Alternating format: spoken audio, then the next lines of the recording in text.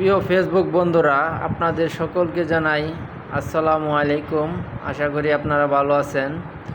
আজকে আমি যে দৃশ্যটা আপনাদেরকে দেখাচ্ছি, এই দৃশ্যটা হয়তোবা যাদের মাছ মারার শখ আছে তারা হয়তোবা বুঝতে পারছেন এটা কি।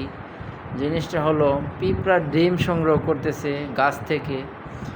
এটা সাধারণত গাছের মগ ডালে বাসা বাঁধে পিঁপড়া, ওই বাসা থেকে সংগ্রহ করতে হয়।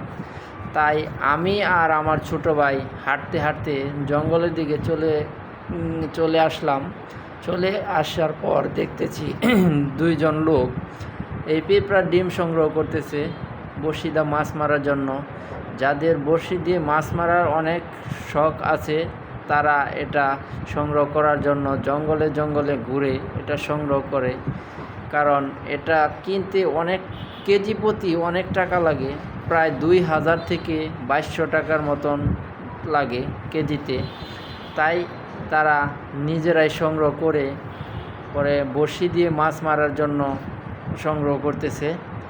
আমার ছোটো ভাই যায় নাকি আমার সাথে গেছে, ওর আবার বড়শি দিয়ে মাছ মারার অনেক শখ আছে। তারপরেও ওকে বলছিলাম যে তুমি ট্রাই করে দেখতে পারো। অবশ্য সে